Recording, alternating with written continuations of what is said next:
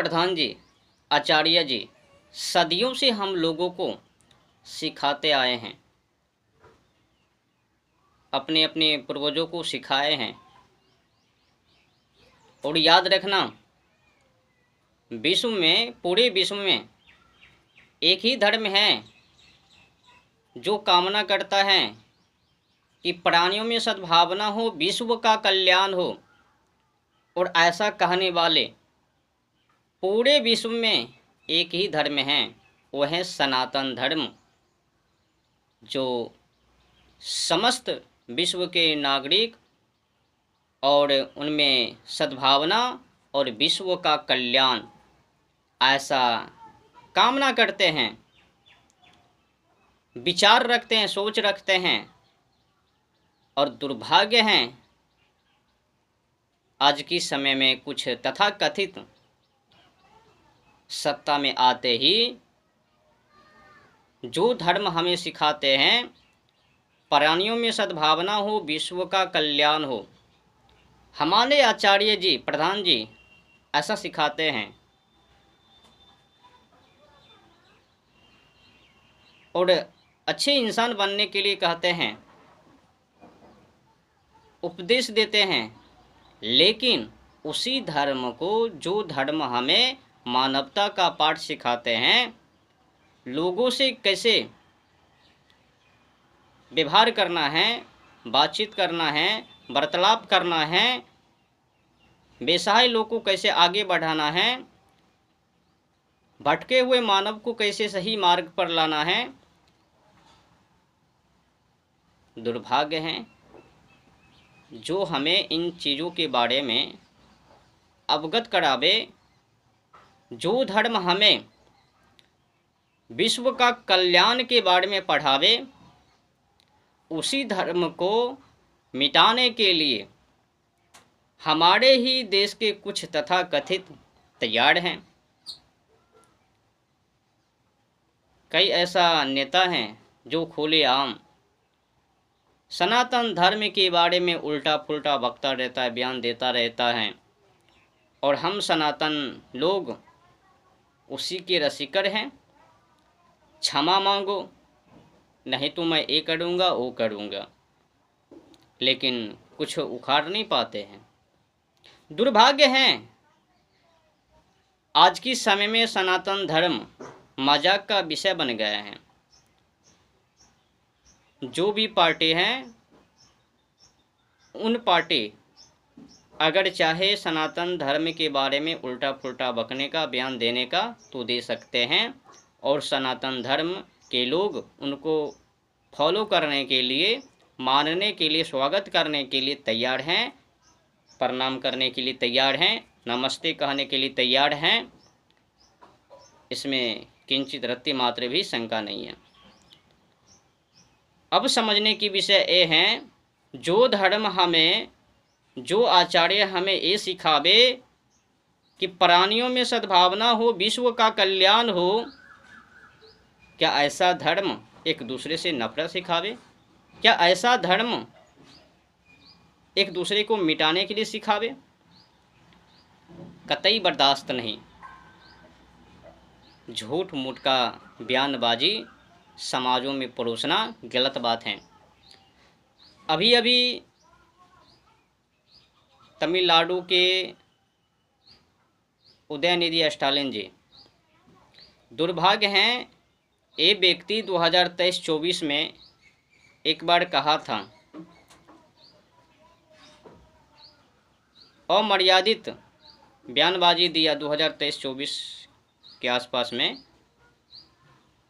एक बार इन्हें कहा कि सनातन धर्म कोरोना है, मलेरिया है, डेंगू है, इनकी जैसा फैलता है, इसे समाप्त कर देना चाहिए, जड़ से समाप्त कर देना चाहिए। तो उस समय में अफरा तफरी मचा, फिर शांत हो लिया। एक बार फिर से 2026 में जो ही थलापति विजय जी सत्ता में आए, और तो ही विधानसभा में उदयनिधि स्टालिन जी ने उन्हीं के सम्मुख, उन्हीं के आंखों के सामने, थलापति विजय जी के आंखों के सामने भाई साहब उनको समझा रहे हैं, आप सत्ता में आए हो तो एक काम करना है। तो विधानसभा में उदयनिधि स्टालिन जी कह रहे हैं कि सनातन एक दूसरे से अलग करवाते हैं, इसीलिए इसे समाप्त कर देना चाहिए। तो थलापति विजय जी ऐसे प्रणाम करता है। ये प्रणाम करने का मूल उद्देश्य क्या है? शायद किसी किसी को ये सब इशारे समझ में आवे। हाँ, वही समझ पावे जो राजनीति, कूटनीति, कूटनीति, रणनीति, भेदनीति को समझ में गहराई से। बाकी बात सबकी बस की बात नहीं है, और हम लोग टूट भी रहे हैं। दुर्भाग्य है, हम लोग टूट भी रहे हैं। हमने कई बार सनातन धर्म के लोगों से कहा कि हमारे देश में जितने भी हिंदुओं का मंदिर हैं जो सरकार के अधीन है, नियंत्रण में है, उसे छुड़ाओ, शंकराचार्य जी के अधीन कर दो। लेकिन ना जाने सनातन धर्म के लोग कहाँ पे सोए हैं, जागने के लिए चाहते हैं या नहीं। हमने ये भी कहा जितने भी सनातन धर्म के जो मंदिर हैं जो सरकार के नियंत्रण में हैं, जो उसको कभी कभी तोड़ तोड़ के सरकारी अस्पताल या विद्यालय, स्कूल खोलने का काम सरकार करती है, तो वो सब ना करवावे। और उस जगह पर जो हिंदू का मंदिर है, उस जगह पर अगर जगह बची कुची हैं तो गुरुकुल को खुलवाओ, वहाँ पर गौशाला को खुलवाओ, वहाँ पर धार्मिक तीर्थ यात्रा को खुलवाओ, जिससे कि और सनातन धर्म मजबूत हो। लेकिन इन शब्दों को भी हमारे लोगों ने मन से निकाल दिया, और जो भी पार्टी सत्ता में आती हैं तरह तरह की कहानी चुटकुला बना कर के समाज के बीच पेश कर देती है। और जो लोग हैं आधे अधूरी धर्म के बारे में जानते हैं, जानकारी हैं, भाग जाते हैं और कहने लग जाते हैं सही तो किया, मंदिरों को तोड़ करके तो सरकारी अस्पताल बना दिया, स्कूल बना दिया, अब क्या चाहिए। तेलंगाना में 800 वर्ष से पुराना हिंदुओं का मंदिर, और उनको तोड़ करके स्कूल बनाने के लिए तैयार हैं। तो ऐसे कई जगह पर हैं जहाँ पर हिंदुओं का मंदिर तोड़ मरोड़ के वहाँ पर सरकारी अस्पताल, सरकारी स्कूल खोल दिया। लेकिन हम हिंदुओं ने कुछ नहीं कहा। वो सब तो अलग विषय हैं, लेकिन मैं हिंदू से कहना चाहता हूँ, कम से कम जो 4 लाख से अधिक, 9 से 10 लाख मंदिरों में 4 लाख से अधिक जो प्रसिद्ध मंदिर है, जो जहाँ पर सबसे अधिक चढ़ावा लोग चढ़ाते हैं, कम से कम वो मंदिर अपने अधीन कर लो। जब उदयनिधि स्टालिन जी या फिर जो भी पार्टी हिंदू के विरुद्ध आवाज़ उठाते हैं और मिटाने के लिए चाहते हैं, अगर उनको पता नहीं है कि हम किस पे पल रहे हैं, बढ़ रहे हैं और यह देश किससे मजबूत हैं, तो शायद एक बार हिंदू मंदिर को छोड़ दे, अपने नियंत्रण से हटा दे, फिर देखना इस देश की क्या दशा दिशा है। जब तक कि हिंदू अपने मंदिर को शंकराचार्य जी के अधीन नहीं करेंगे या फिर सरकार के नियंत्रण से नहीं हटाएंगे, तो ये लोग ना सीखवे सनातन धर्म क्या है। ये लोग तभी सीखवे जब हम लोग सरकार के नियंत्रण में 4 लाख से अधिक जितने मंदिर हैं उनको वापस करेंगे। अब मैं उदयनिधि स्टालिन जी से और थलापति विजय जी से कहना चाहता हूँ, अगर आपके सक्षम उदयनिधि स्टालिन जी ने विधानसभा में ये बात कही है कि सनातन धर्म बांटने का काम करते हैं और इसे समाप्त कर देना चाहिए, मिटा देना चाहिए, तो मैं उदयनिधि स्टालिन जी से ही कहना चाहता हूँ, वहाँ पर जो तमिलनाडु में लगभग में 38,615, ये आंकड़े 40,000 से अधिक मंदिर जो सरकार के नियंत्रण में हैं उसे बाहर कर दो, फिर देखता हूँ क्या है वहाँ का अर्थव्यवस्था और कैसे चलता है वहाँ पर देश, हम भी देखते हैं। ये जो 40,000 से अधिक हिंदुओं का मंदिर सरकार के नियंत्रण में है, उनमें जो भी पैसा का चढ़ावा लोग चढ़ाते हैं तो सब सरकार के जेब में जाते हैं। अगर वो सब पैसा सनातन के किसी व्यक्ति के पास जावे तो ना जाने सनातन धर्म कहाँ से कहाँ पहुँच जावे, कितने विकास करवे, ना जाने कितने गुरुकुल खुलवे, ना जाने कितने गौशाला खुलवे, ना जाने कितने वृद्ध आश्रम खुलवे, हर एक व्यवस्था हो जावे। मतलब सनातन धर्म का मंदिरों का पैसा सरकार लेकर के मस्जिदों के ऊपर, अस्पताल के ऊपर, स्कूल के ऊपर, छात्रवृत्ति के ऊपर, ना जाने कहाँ कहाँ पैसा को लगाती है। एक तो हम लोगों का पैसा, हमारे मंदिरों का पैसा सरकार लेती है और उसी पैसा से तरह तरह का योजना पास और उसी योजना का लाभ लोग उठाते हैं, लेते हैं और उल्टे हम ही लोगों को बदनाम करते हैं। हमारे ही धर्म डेंगू मलेरिया है।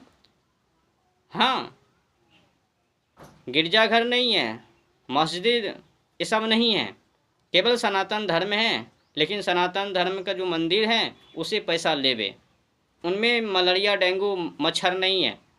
हाँ, अब समझने की विषय ये है, जो सरकार ने हमारे हिंदुओं का मंदिर वो अपने नियंत्रण में अधीन करके रखे हैं।